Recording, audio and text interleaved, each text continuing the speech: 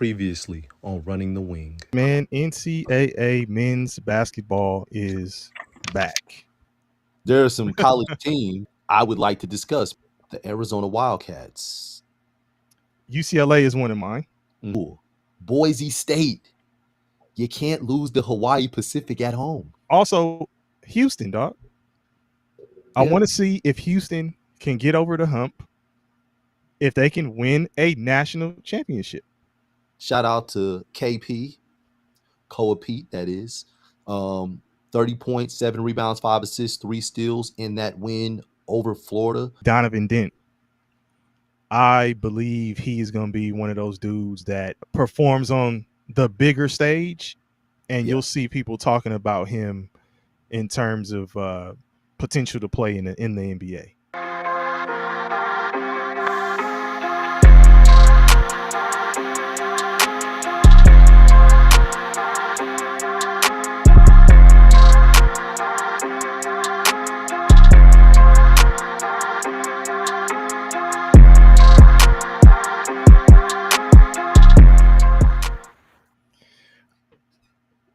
All right. Running the wing, back at it again. It's your boy DP. It's your boy KP. Man, Alf in the building. I saw Alf saying basketball on Thursday night football. Yeah, man. We are gonna be still doing the Thursday night football recap. You'll see me again. Yeah, but running the wing is in the building right now. We didn't go yesterday, which we're trying to get it locked down to Wednesdays. Mm-hmm. We're shooting for, that's the goal, but we couldn't go a week without putting something on wax again. So what's good, Scotty boy? Yeah, it's live. Scotty boy's like, is this live? that was snippets from the last show. Y'all got to subscribe to the Running the Wing channel too. I think we just started that one, so it's only like 5 subs on there. So make sure y'all go to that too. It's just under Running the Wing. Some other shit might pop up first though, because we just getting started, so it's not really. We won't be the first thing to show. So yeah. Brandon Hallam in the building on the football talk. Brandon Hallam, this is the basketball session, Running the Wing. Absolutely. So we're gonna be talking basketball on this one. We'll be in the football studio though. We'll be in the studio. Yeah, we'll be in there football later. Yeah. Okay. But without further ado, man, let's get to it. Some stuff going on in the NBA, man. What's up with Ja Morant and the Memphis Grizzlies? Man, what's been up with them? It just looks like it's a slow breakup.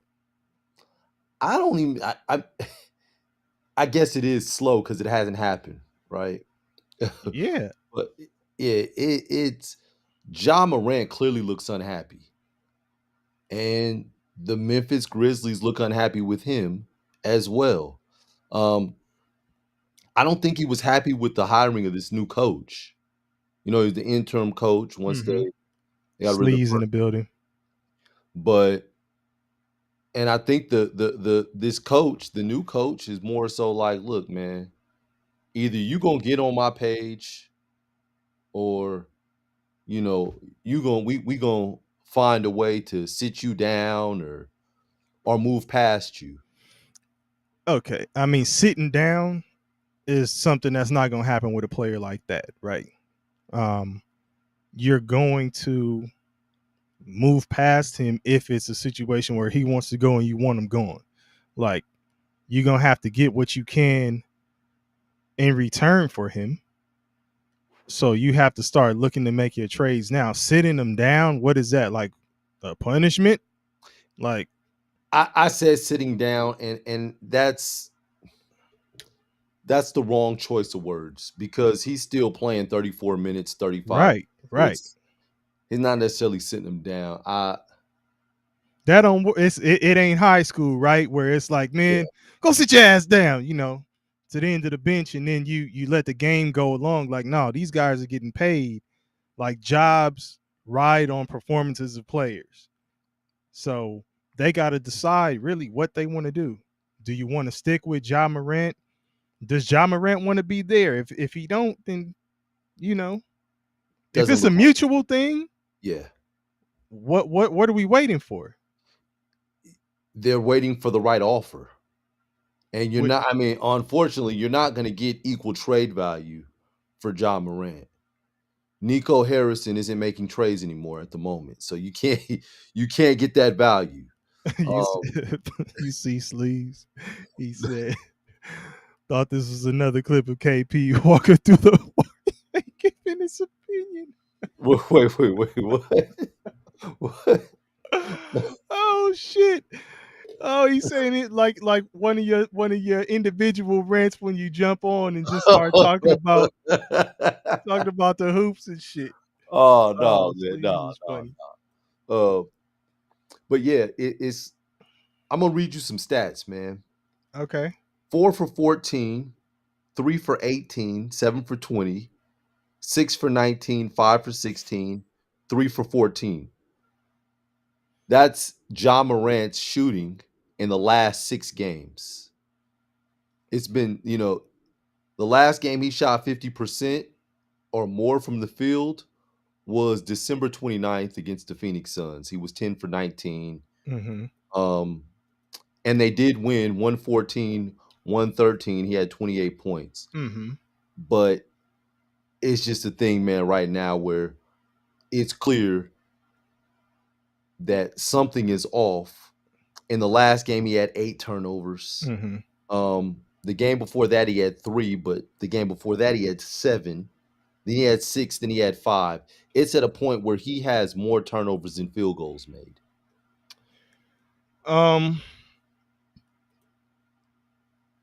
I mean, and honestly, you have to look at the makeup of that team. Cedric Coward, not to be confused with Cedric Howard. I definitely like his game, rookie.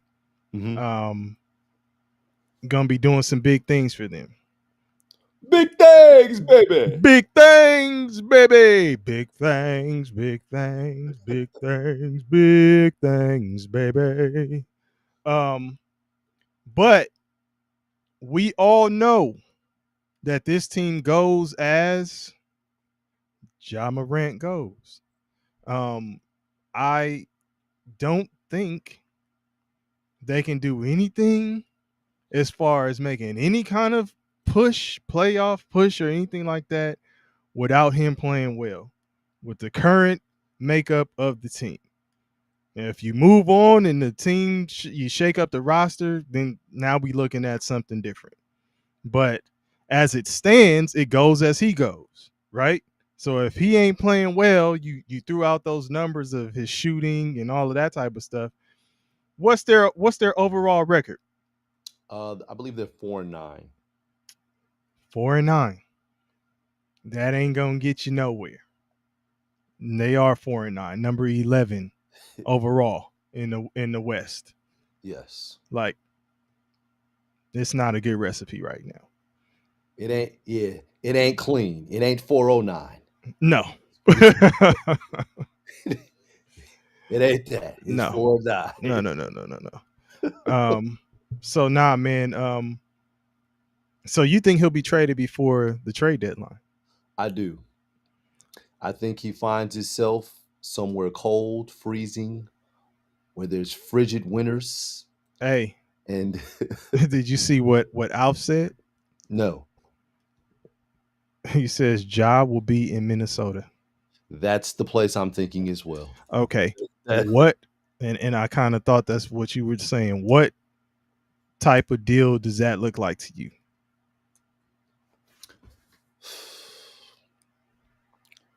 I think that so Is Minnesota DiVincenzo on the move again? DiVincenzo's on the move. Mike Conley goes back to Memphis where he could retire. Um, let's see. They may even part ways Ooh. with Big Jelly. Well, Um, Alf is I know, saying I know they. Dillingham, Gobert, and 2 firsts. Huh. I don't think that. I don't. Man, if Memphis takes that, I think that's a great deal. If Memphis is willing to take that, Yeah, I think Memphis will try to get a right now guard too, like somebody to steady the ship for right now. yeah, because In Dillingham. addition to what they plan to do like in the future.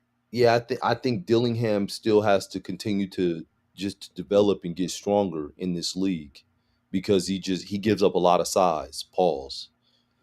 And the only reason why I threw DiVincenzo out there first is because He's a he's a solid guard. hooper. Yeah, he's a Yeah, hooper. yeah, yeah, yeah, And that, yeah. and when you're making a trade like this, they're gonna be looking for That savvy vet. somebody. Like, Yeah, no. You gonna keep getting it. No. That ain't gonna work. That's the wrong president. that's it. So Yeah.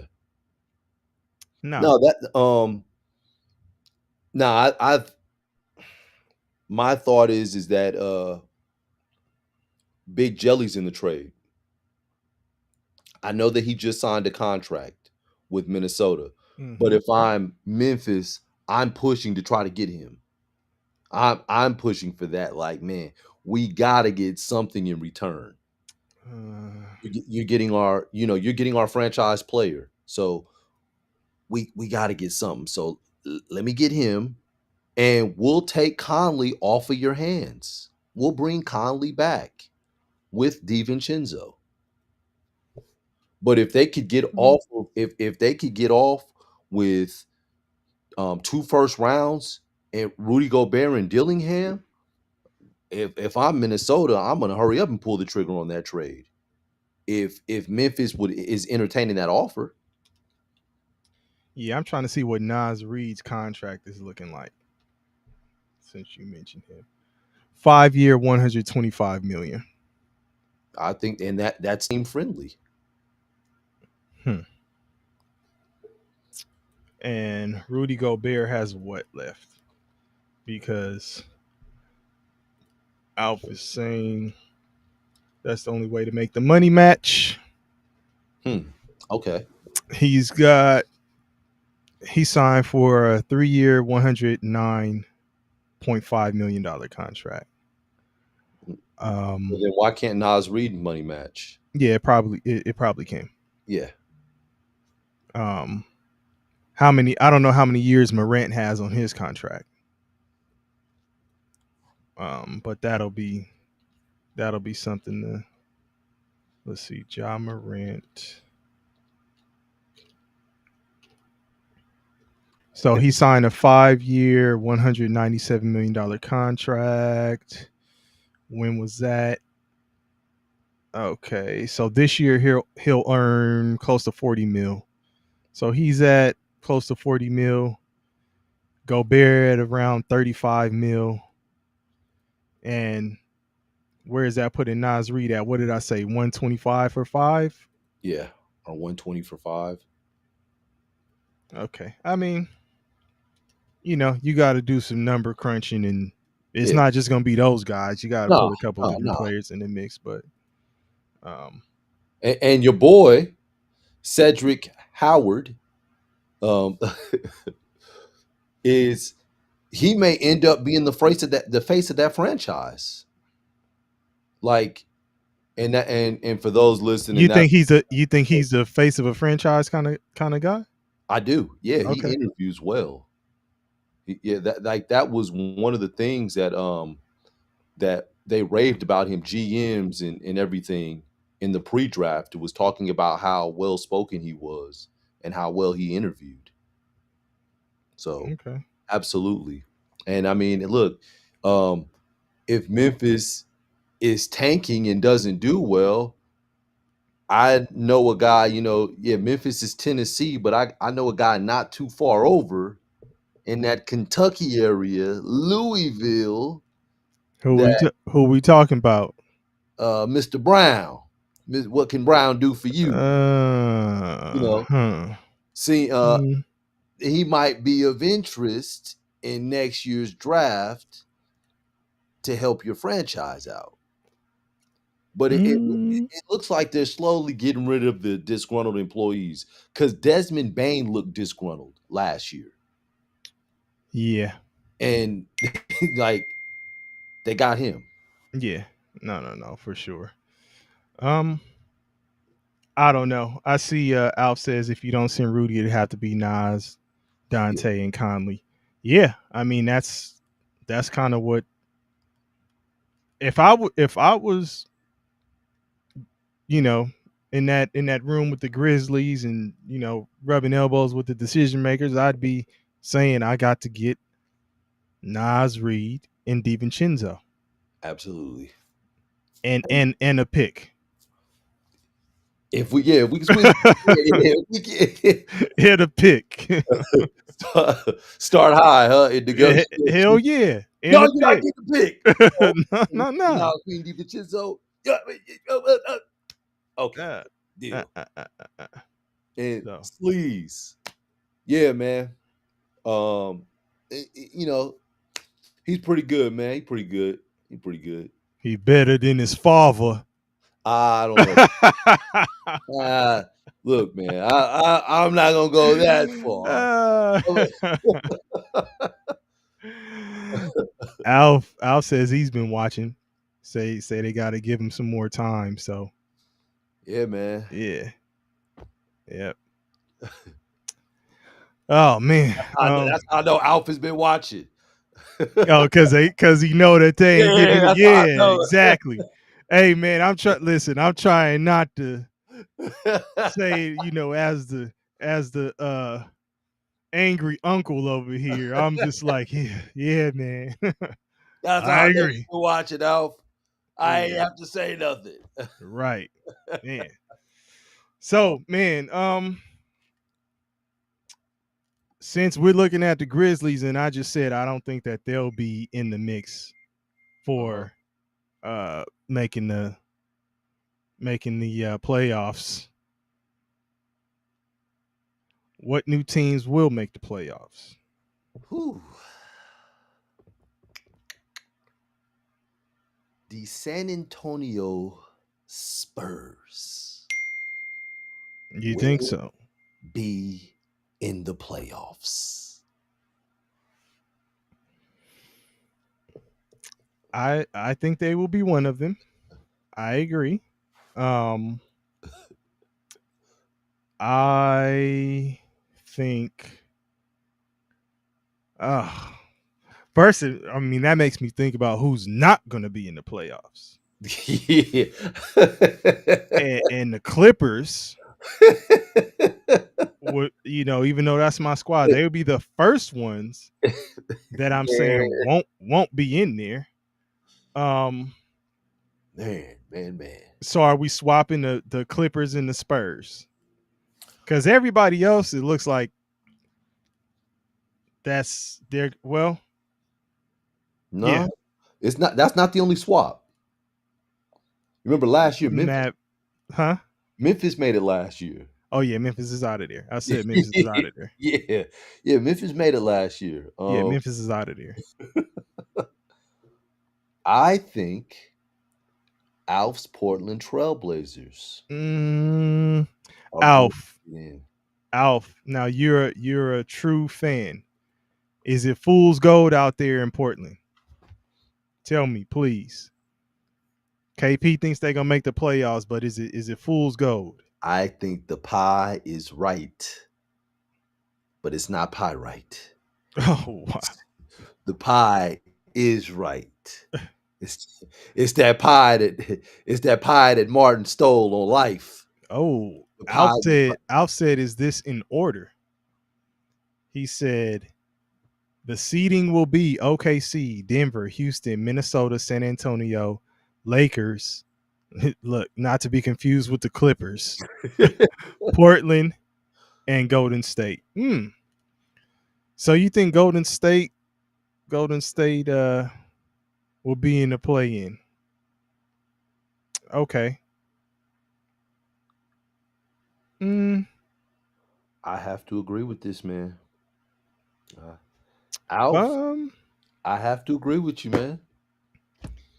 No arguments here. yeah, I was definitely taking the Clippers out. It's just not looking good right now. We'll get to some more stuff about them later. But yeah, they're probably donezo. Um, now I listen. I hope I'm wrong. I hope I'm wrong. This is a good lineup right here for the playoffs. This is Western Conference though, so Mhm. let's take a look at the East. Um, uh, will the Celtics make it? It ain't looking good. So that's the first thing. So we know the Pacers are probably out, right? The Celtics have a the Celtics have a chance. Okay, I'm not.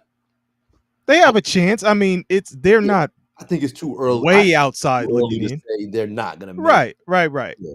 They're But not way outside looking in, but that's why but I I'll asked, say will this. they make it? The Pacers, though, I think they're done. Oh no, yeah. Yeah. They're on pace to finish last. Oh yeah. Right along with the Wizards. Tie for last. I will say a team from the East that'll get in that wasn't in last year. The Atlanta Hawks. The Atlanta Hawks. They were in the play-in, but they lost to Miami. So So no play in straight C for the Hawks. I think they're in straight seed. Okay. Um so Atlanta, Pacers out, Atlanta in. Celtics you think will hang on, or you think they're I think that they're in a play-in situation. okay? Yeah, they're in a play-in situation. Oh, Philly didn't make it last year, right? They did not. Yeah, Philly's in. Yeah, my bad. I'm tripping. Yeah, but who comes out? Um, ooh. Well, Indiana's out. And then the second team that's out. I'm saying is it the Celtics? Hmm.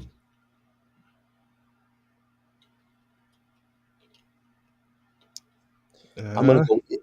You know what? I'm gonna double talk. I'm gonna say it's the Celtics. oh, you are. Yeah, I'm double talking. Yeah, because I'm looking at Orlando, and Orlando's doing bad right now. I think they'll make it. Exactly. I can't take them out. So the team that Milwaukee, it's hard to take them out as long as Giannis is playing. I don't care what the roster looks like. He's gonna get him in. So if I take a team out, yeah, I'm double talking. I'm gonna say the Celtics. Okay. Um. Yeah, I don't know. The Celtics are struggling. I think they might be. They might be in a play-in at least to see if they can make a return to the playoffs. So See, I won't just count them out, but they may be looking at a play-in. I'm I'll say the play in, but I'm saying I don't think they win the play in, so they're out. So Uh, and then it's hard to call because I got to see who's in that play-in. because at that point it's 10 teams. Right. So yeah, I'm saying play in, but nah, they don't make it past the play in. Okay. All Man, right, man. in other news, man, the bombshell. Dallas parts ways. The Mavericks. Not to be confused with the Cowboys or any other team in Dallas. The Dallas Mavericks part ways with Nico Harrison. And by the way, Scotty Boy said Celtics won't make it either. Shout out to Scotty Boy. um. What are your thoughts, dog? You got to weigh in. Okay, so in the history of Harrison, and I know one of the questions I have, and I guess this could be answered once we get further into the discussion, is what makes a good candidate for a GM or president of basketball operations? Is it a former coach? Is it a former player? Like what should you be looking for, right? Is That's it a is it an agent, former agent, or somebody's represent, an attorney who represents play? I don't know, that knows the ins and outs of the legal side of the game, but you got to know something about what's going on the court, right? You could have great relationships with people, but building a team and a roster is more about just having great relationships and being a good people person, is knowing what pieces to put together, what people to put together, and personalities and skill sets to put together so you can build a competitive team. And ultimately the goal should be a championship team. So mm-hmm. Harrison, what did he start? West Point, right? Started out at West Point, spent a year there, transferred to, was it Montana State? Played there for 3 years. Um, Bounced around overseas. Didn't get drafted in the NBA, so he bounced around overseas, played there. But then he had a long stint with Nike, right? As Yep. a marketing representative. Mm-hmm. Started off representing players on Dallas's team. Yeah. Michael Finley, I believe. Mm-hmm. I know there's some other players I might be missing out. Do you have them in front of you? Well, I know he had a relationship with Kobe. Yeah, that was after. Yeah, That yeah, was when he yeah, started kind of, yeah, yeah. So I don't, the yeah, maturation process yeah, I don't have, led to I Kobe. don't, yeah, I think it was Kobe and actually Jordan too. Before Jordan was, maybe it was before Jordan was out of the league, like the later stages. I'm mm-hmm. not exactly sure, but I believe he worked with Jordan and he also worked with Kobe. Um, a few other big time players, none bigger than those two, obviously. But he became like a national marketing rep for Nike at Yeah, some point. So I can, building all these relationships. He's cool with all these guys and people like him. And, he seems like a solid guy. you got to do the meme. but my question, and maybe you saw this in your research, is where's the connection with him? Was it because he was representing the Dallas players to where they felt comfortable enough to say this is our guy? Because he succeeded Don Nelson, right? Yeah, Right. So those are big shoes to fill. And you're like, this is the guy right here. So I'm like, okay, what made Dallas say this is who we are putting in this seat right here to lead us going forward in this position? that is a great question, and that's something that I'm trying to figure out the answer to as well. Like, because to everything that I've seen and I've heard when I've spoke to people, um, Nico was big on the grassroots level with Nike and EYBL. And so he had influence there, and he was doing stuff on that grassroots level. And then when he left, it kind of changed the EYBL grassroots level when he went to the Dallas Mavericks. So um I don't know how he got that opportunity, but man, it was an amazing opportunity to have. And one thing that Scotty Boy said too, which, you know, something I thought about as well. He said, let's be real now. Harrison was told to trade Luka. He didn't trade him by his own doing. I'm tired of the propaganda. We're gonna get there, Scotty boy. Don't worry, Scotty boy. We gonna get there. We are going. Ball guy. We were just, we building it, Scotty boy. We building it. We building the If you argument, build it, they will come. right? Man, you sound like Noah's Ark. It Sound like God talking to Noah, man. ain't Nico's arc. Yeah, Nico's Ark. Nah. Yeah, man. It was a wonderful opportunity to have. When did Nico Harrison get there? Do you know when he became? Um, 2021, I think. Okay, so Because in his first, I think it was his first 3 years, which the track record of what they've been doing isn't bad under his tenure. no, it wasn't. First 3 years, I think they made the conference finals and they went to the NBA finals in one of them years, Yeah, 2024. yeah. Yeah. So I think it was 2021. Okay. And he was a part of Jalen Brunson going to New York, right? I'm not exactly sure, but Yeah.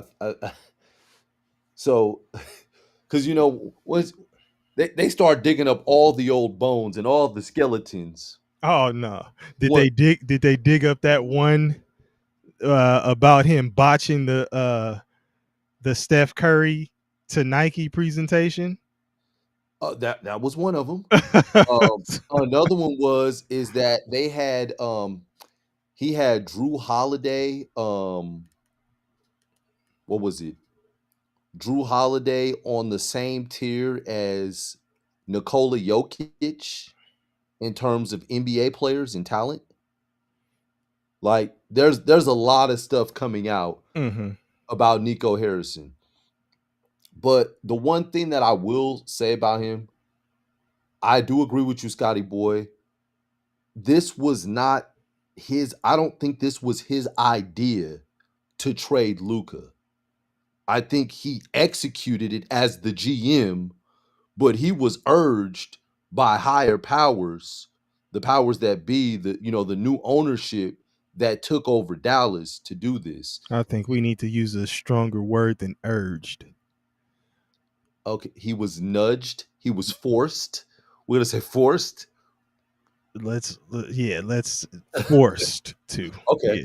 Yeah. And I mean, and the thing is people forget, man, when Luka was first traded, everybody was talking about how he had run his course in Dallas, how he was overweight, he was out of shape, he's drinking beers Yeah, at they the were talking all that. finals. Mm-hmm. Michael Finley had to take the beer from him. Mm-hmm. Like Mm-hmm. this is during the season. This is right after a game. He's popping a beer. So, you know, that was Luka seemed disgruntled in Dallas. Honestly, it like drinking beer, like so. When Luka got traded, Luka became motivated and rejuvenated in LA. Mm-hmm. That had nothing to do with Nico. Um, that just was Well, in part because he's the face of the executed trade. that was just a circumstance. But I mean, Nico also bought Kyrie in. He also Yeah. bought Daniel Gafford in. Mm-hmm. Like Daniel Gafford was rotting away in Washington. I remember watching Daniel Gafford in 2022. He played for the Washington Wizards. They played against the Lakers. I was at the game, and I remember thinking, "Damn, who is that guy? That guy is nice." And he was just withering away in Washington. Nico got him to Dallas. Mm-hmm. PJ Washington was withering away because he was splitting reps between him and Miles Bridges in Charlotte and bought him to Washington. Scotty Boy said, "Don't forget, Luka was smoking cigarettes too." Doing everything, huh? Oh shit! So he like when he first made the deal, so he bought Kyrie there too. But when he first made the deal for AD, and people have selective amnesia, AD in his first game had 24 and 13 in the first half. I don't even know if people remember that.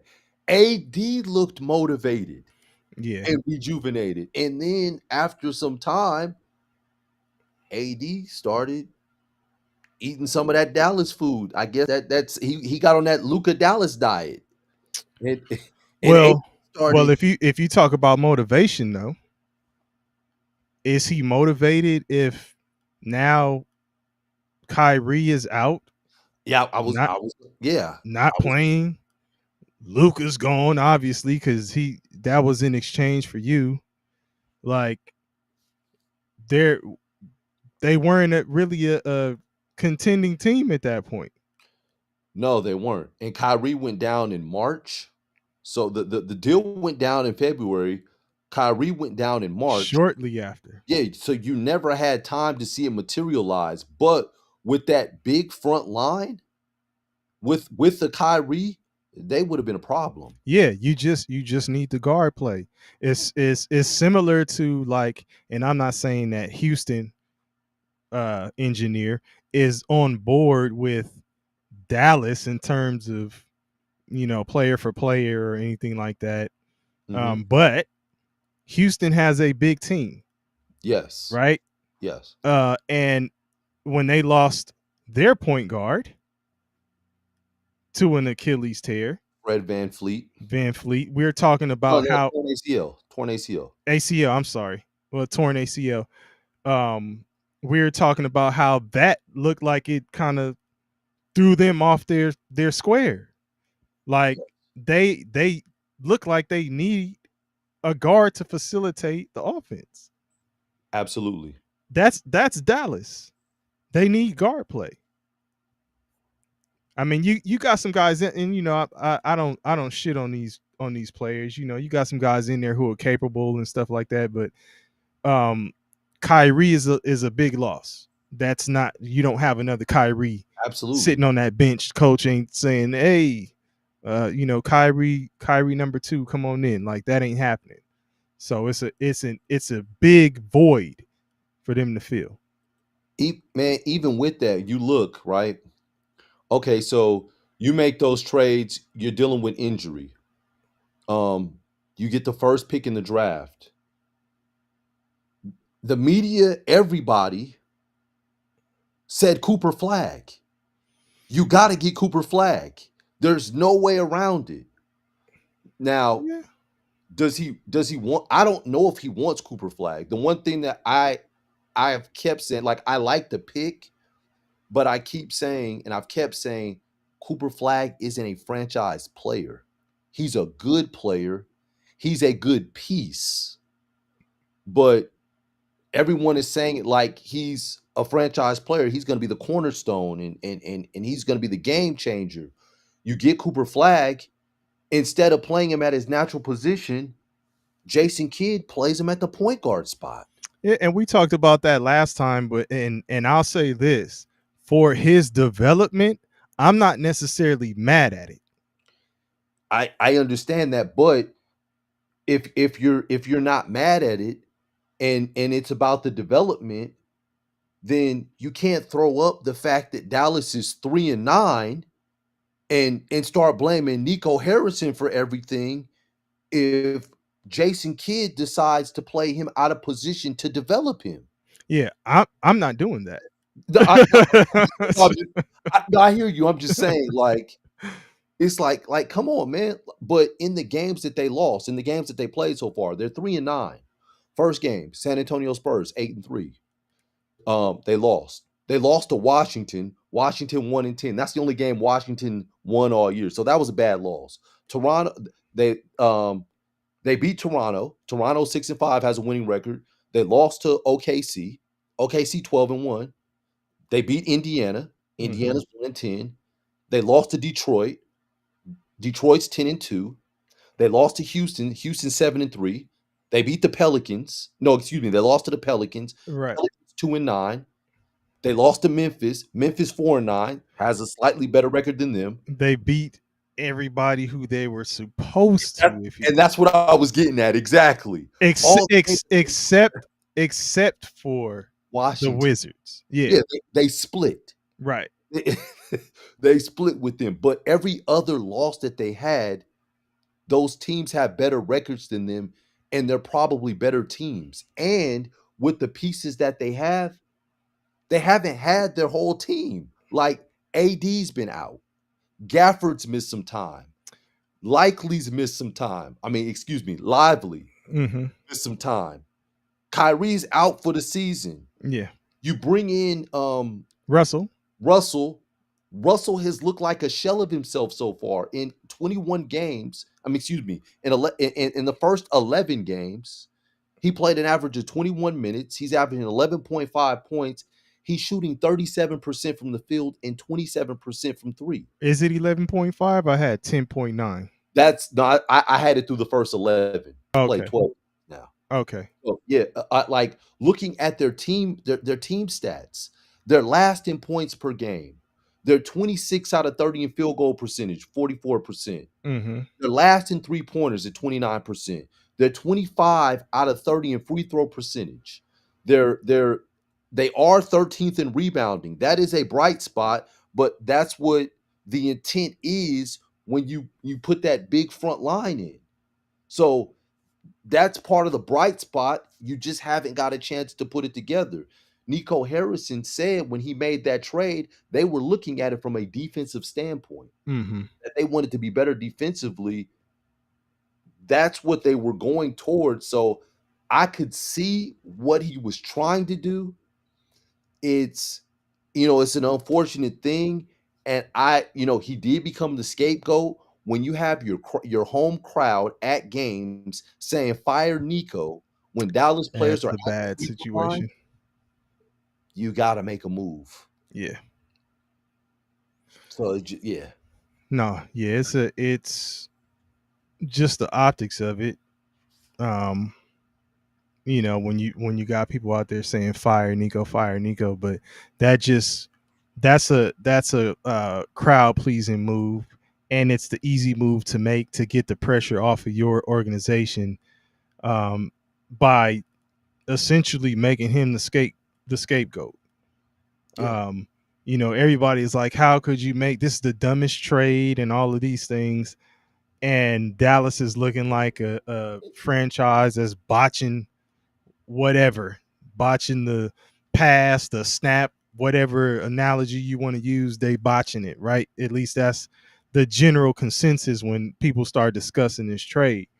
And this is just now, it's like, oh, he was the problem. He was he ran our basketball operations. He was the GM. We had to get him out of there. Now we can move forward and rebuild. So it was a scapegoat thing. Yeah. It was a scapegoat thing, in my opinion. Like he is not the only one that's in there deciding, yes, man, we're gonna trade Luka, right? And then let's look at it from this standpoint too. Unfortunately, you had Kyrie get hurt, right? Yeah. Unfortunately. Yes. Had he remained healthy, I would venture to say Dallas is a better team than the Lakers. I was gonna say they get past the play-in. Oh yeah, they probably wouldn't have been in a play-in position. It depends on who they match up with. They probably wouldn't have been in a play-in position with all of with the healthy roster. Yeah. Like, but it's the if, ands, buts, maybes, and all of that. It's nobody wants to hear about that when the results are slapped on the table. So it's like I say again, it's unfortunate. The move itself, though, considering if everybody was healthy, if all things constant and everyone was healthy, no changes in that, I'm not so sure that it's a bad move. What it is you really have to have some things happen in your favor to justify moving what's considered your franchise player after you already go to a finals with a team that's built around that guy the year before. Right. Like that shit, that's where it's like, dog, like this, it don't make sense. That's where you have to, but that's where you have to ask yourself, like, what's really going on behind the scenes for them to move past this guy 1 year later? No, that's true. But I'm asking you to also look at it just taking a step aside from, we know what happened, but if you are in a room and you're saying, hey man, you lose a Luka, but you gain a duo of Kyrie and Anthony Davis with that supporting cast that Dallas had at the time. That was looking like it was about to be a scary team. It was. So AD didn't have to play the 5, and he doesn't want to play the 5. He was back to the 4. Yeah. So I mean, I get it. You know, superstars move, so it'll always be questioned, especially based on the results. It'll always be questioned, but What's funny to me, man, is that they keep like I'm looking at some of the media outlets, and they're like, "You move your biggest international star." Like for me, I guess it matters, but I'm not looking at it like that. Like, doesn't matter if he's a domestic star, if he's it's your star. You yeah, moving your star. yeah. But we talked about this too, KP, about um international versus US players and the push for that. Like the league is changing. Mm-hmm. You know, that's another discussion in itself. But Got to you get you know, one. it's Got to get you one. Like you know, like a wavy light. I mean, that's trickling down to NCAA as we were saying, where you getting the professional basketball players to come over from overseas to take up these college roster spots. But people are mad because the G League players are doing essentially the same thing. You sent me something about that earlier. Well, I'm sure we'll talk about that again at some point. Absolutely. Yeah. So let's keep it rolling to a segment a new segment we got for you. Are you rolling or not? Right. Mm-hmm. So what we'll do is just throw out some things that are happening in the sport in basketball, and you know, KP, if you rolling with it in chat, you know, y'all can also tell us if you rolling with it or not. But KP, if you rolling with it, obviously you say I'm rolling, and you just give Absolutely. me your your reasons why you rolling, and we'll go from there. Now, if you ain't rolling, you're probably gonna hear stop requested. This is my stop. I'm not rolling. I'm out of here. All right. All right. So All right. Come so on. the What you so got? so, so the first thing. We on the bus. So Bradley Beal is out. He's got a fractured hip. The Clippers will still make the playoffs. You rolling or not? You asking me that question, brother? I'm asking you that question. You rolling or not?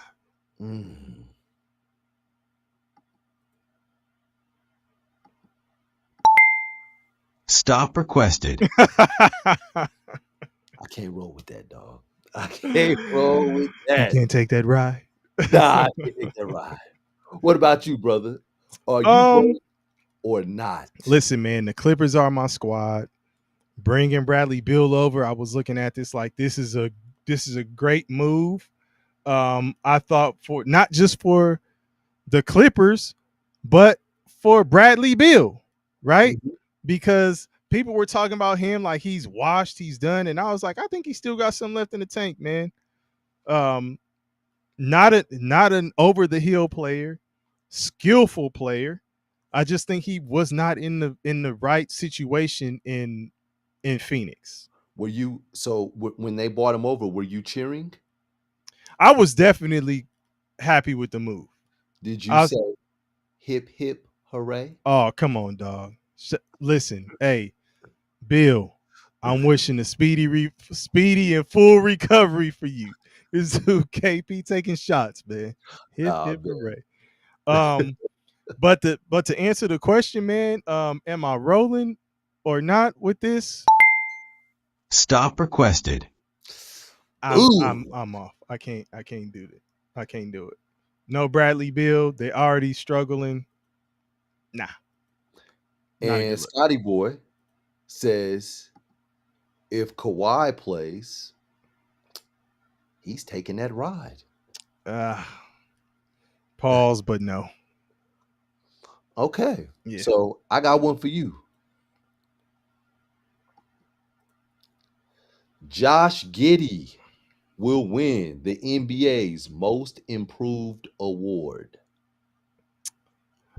I guess this would be some sort of a redemption story for him.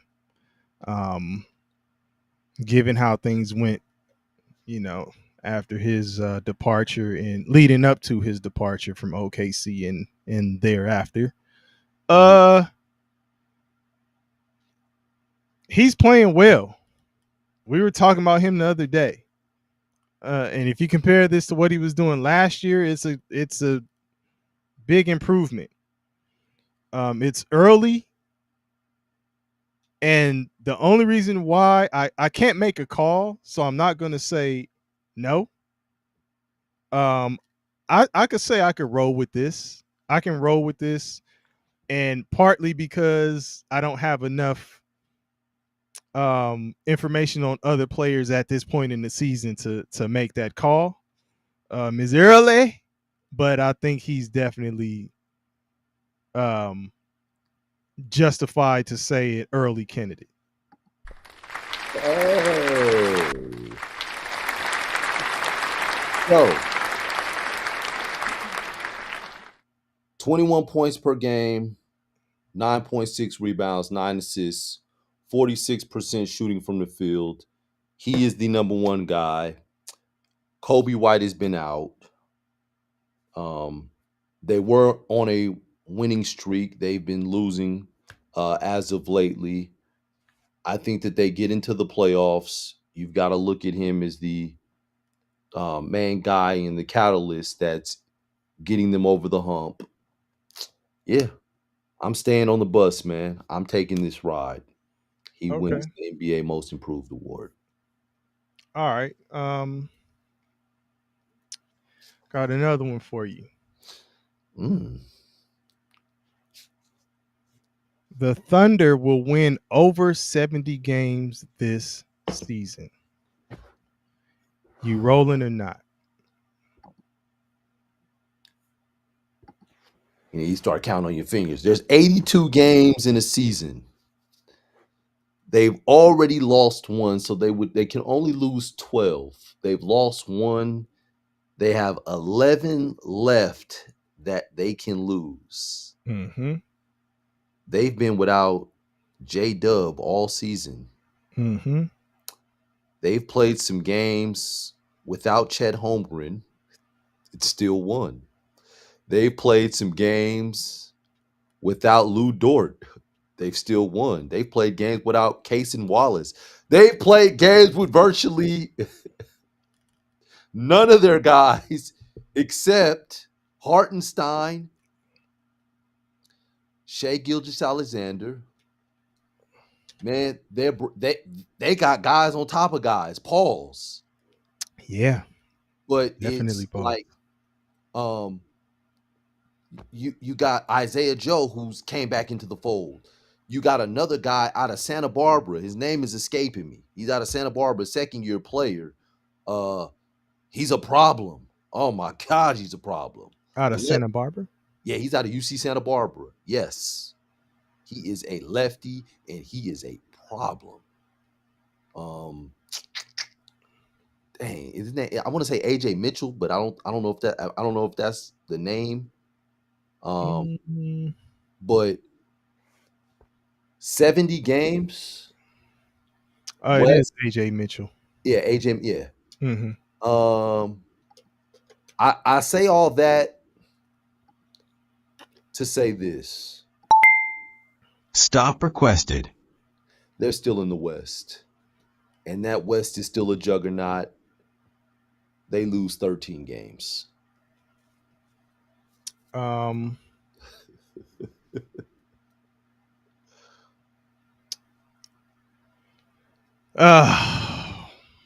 Will they win over 70 games?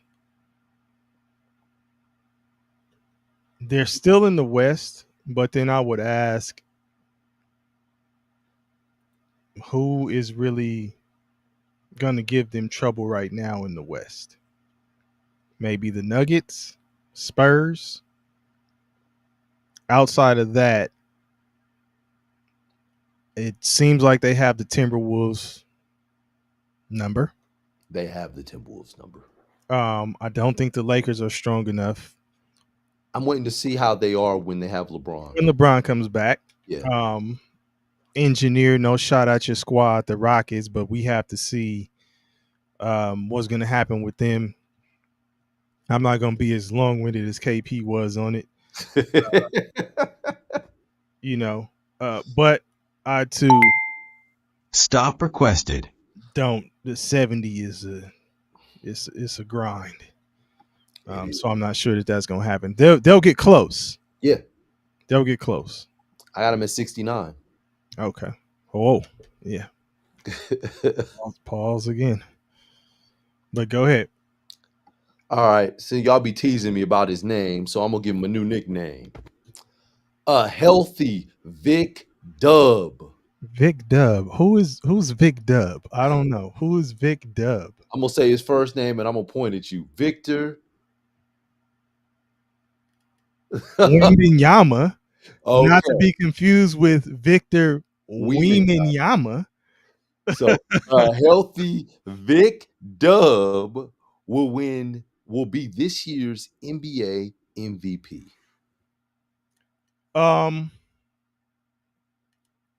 Yeah, I'm rolling. Okay. Yeah, I'm rolling. Listen, the NBA wants it. The NBA wants it. So if he's playing well, it's gonna happen. Is basically inevitable. Everybody's waiting for it anyway. And if he stays healthy, yeah, it's gonna happen. Spurs will be a playoff team, which they weren't last year. They'll be in the mix now. They were one of your picks to bump out one of the other teams. So, playoff team. He's playing well, leading the charge. A superstar in the league. They're definitely trying to push him as such. Yes. Damn. I like Vic Dub as an MVP candidate. I really do. But seeing Nikola Jokic last night and what he did, and seeing Shai Gilgeous-Alexander continue to win games with his team despite not having a full roster, I think it's going to be hard to give it to him. So Stop requested. He will be Defensive Player of the Year, though. All right. We'll see, man. I mean, they're just a game behind the Nuggets right now. You talking about going from no playoffs to playoffs, and I mean, what are his averages right now? 26 and 13 with 4 assists. We'll see. Yeah, but Jokic is averaging a triple-double. Yeah, he has been though. And did he get it last year? Nah, because okay. But it was 1 and 2 last year, and those First guys thing you said though was he's averaging a triple-double. Okay, he didn't get it last year. So I feel you though. I feel you. So who do you have out of those two then? Damn. Out of SGA and Jokic. If OKC can win 69 games, like I'm believing they will, you got to give it back to SGA. Okay.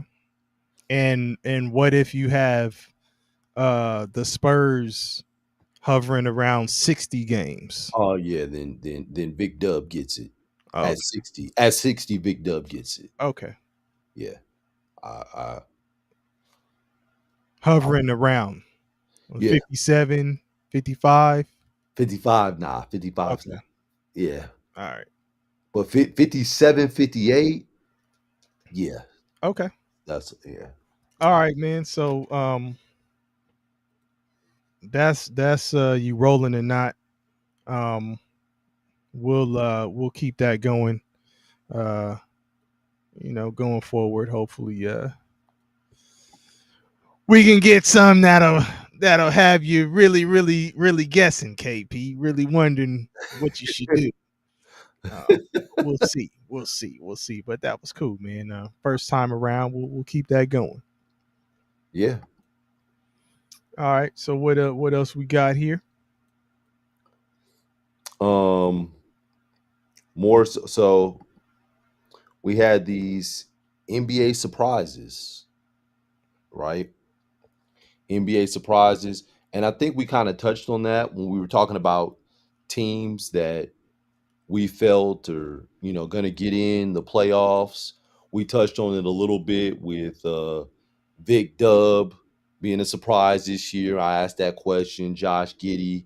So we've kind of touched on it a little bit, but are there any other NBA surprises out there given everything that's happening?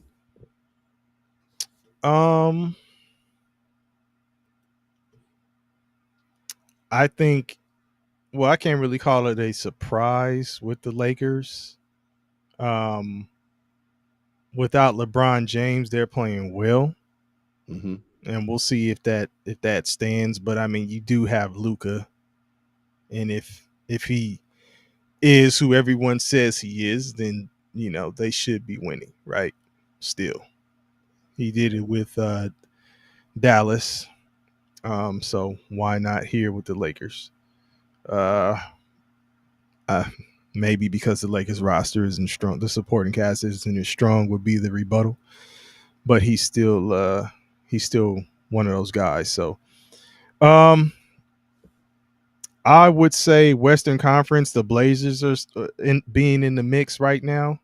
A little bit surprised, especially given the things that are going on surrounding that franchise. Their head coach being caught up in the gambling situation and stuff, and then they're still, in the thick of it. It's early, but they're still doing okay, right? Mm-hmm. I am surprised that the Clippers are stinking the way that they are. Yeah. Even with Bradley Beal not playing, I would think that having Harden, Zubac, and Kawhi Leonard is enough to keep the party going. Damn, you didn't even mention Chris Paul.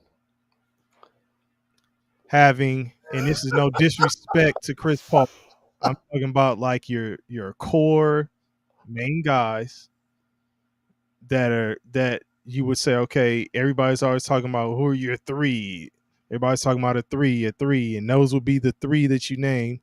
Like Chris Mm-hmm. Paul's in the later stages of his career, but I was one of the first to say I think that is a good pickup for the Clippers anyway. So Chris Paul is a great pickup for the Clippers as far as I'm concerned.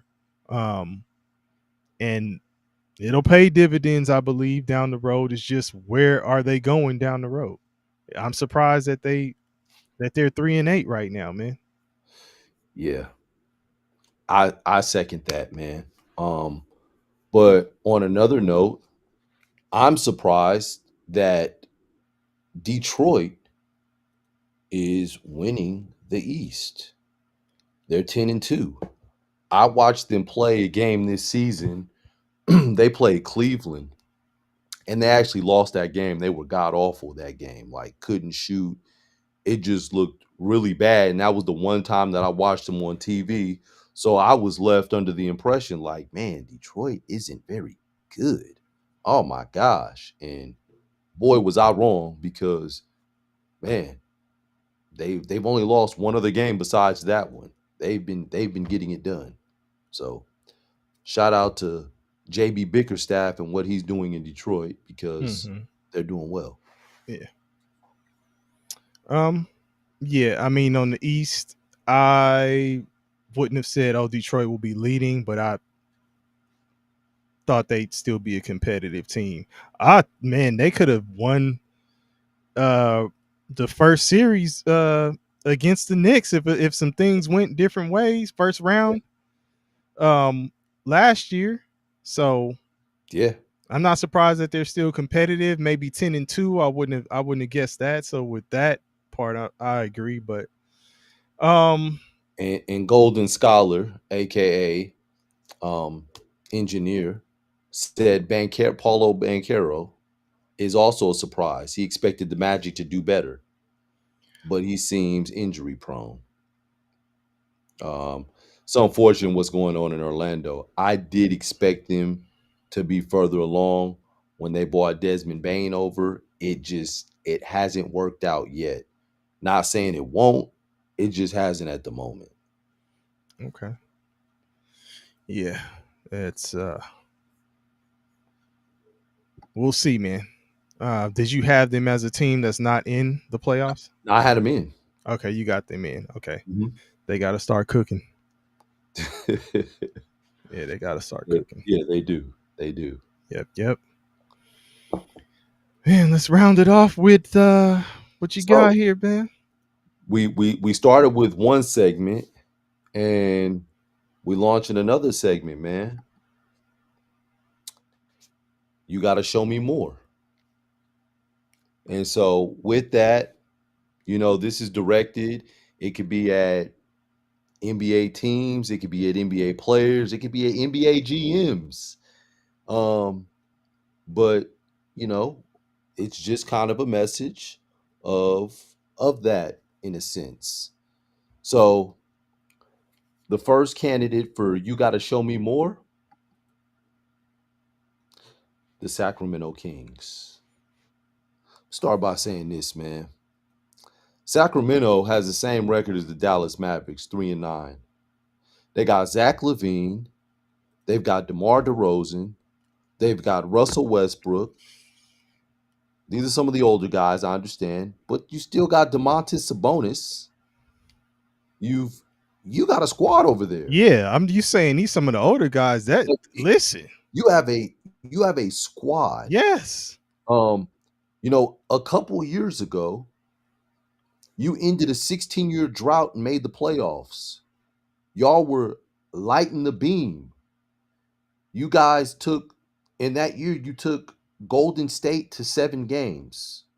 Steph had 50, and that's why they won. And who was the PG? De'Aaron Fox. Oh man, is he still on that roster? You traded him February 3rd, 2025, but you bought over Zach LaVine. You fired Mike Brown in 2020, December 2024, when things weren't going right.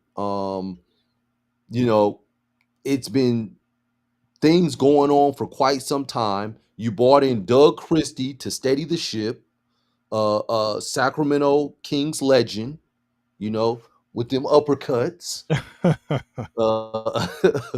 But it doesn't look good, man. But why doesn't it? I didn't mention Dennis Schroeder as well. I was gonna say, like, Schroeder is there too. Yeah, I didn't mention Dennis Schroeder. Malik Monk. Malik Monk is there too. The shooter. What's Keegan Murray.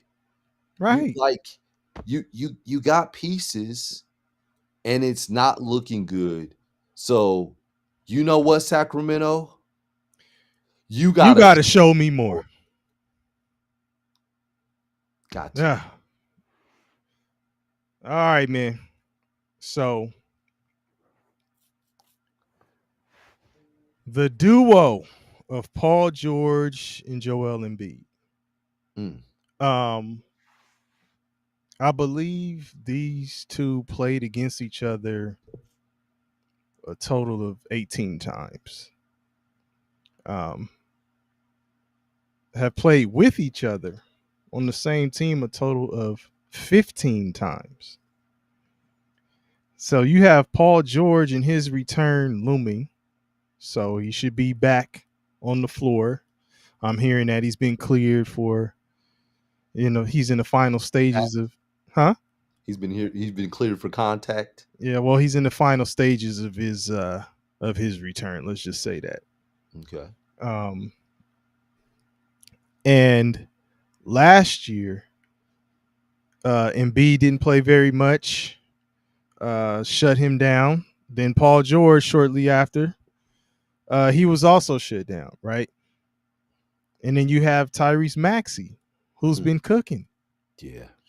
So this is really, they've always talked about trust the process and all of this stuff, and they've got all these projects going on, and in some of those situations they've been competitive, right? Paul George, I'm a fan, right? I like Paul George's game. I think he's one of the most versatile players in the NBA. A little salty about him leaving the Clippers, but I understand if you feel disrespected and it's not the situation for you, you're getting your money elsewhere. Hey, can't fault the man, right? With the talent that he has, I'm just hoping that he stays healthy because I'm still rooting for him to do well. I'm hoping that he stays healthy. At this point, though, with the way Maxey is playing, if they can't get it together, and Embiid is looking like he's struggling just physically, Yeah, he's laboring. but still out there, Yeah. still out there putting forth Getting the 20. effort. Yeah, dropping dubs and stuff. But if they can't get it together, do you just start breaking that up and building around Maxey? It's one of the things I'm wondering. One of the cool things about them is that they actually struck gold in the draft like twice. Yeah. Back to back. With your dark horse VJ Edgecombe And Jared McCain. and Jared McCain last year. Yeah. Yeah. So it's what it is, and this is literally speaking, I need to see more from Joel Embiid and Paul George. Literally need to see them on the floor so I can see more. So Paul George, Joel Embiid, I hope you guys stay healthy. You know what? You gotta show me more. All right. So, and hopefully they do. Hopefully they do. I like how you said that. I like how you put that. Because it's not a Philadelphia 76ers thing because they're competitive right now with Maxey and some of the other players. Which is why I'm asking the Yeah. question. I'm really asking, like, if what you see from those two when all three are on the court. And remember, when I spoke to you off air, I said, I'm not talking about Maxey. I specifically said that. I ain't talking about Maxey because he's cooking. I'm talking about when all three of them are on the court, what are you seeing from Paul George and Joel Embiid? And how are they playing together? And then how does that work with Maxey? Yeah. So, we'll see. We'll see. But man, look, it's been fun. We ain't trying to hold y'all, ain't trying to be on here forever either, because we'll be turning right back around and getting on here to discuss this game. Right now, it is 14-7, Patriots over the Jets. So we'll be discussing the Thursday night football game in a little bit. And we'll see. I see some of these comments about the Kings. Sabonis, Russ, DeRozan, Levine, all at their best when their usage is through the roof. Poorly constructed team. And then in Scotty Boy is saying, nah, they need to go. So, yeesh. But yeah, man, we're going to get it, y'all. Appreciate y'all tapping in. Hopefully we'll see y'all again in a little bit, man. A matter of hours. We'll be talking about this football game. It's getting ready to go into halftime right now. So we'll get at y'all. But as for now, appreciate y'all running the wing with us. And we are out of here. Peace out.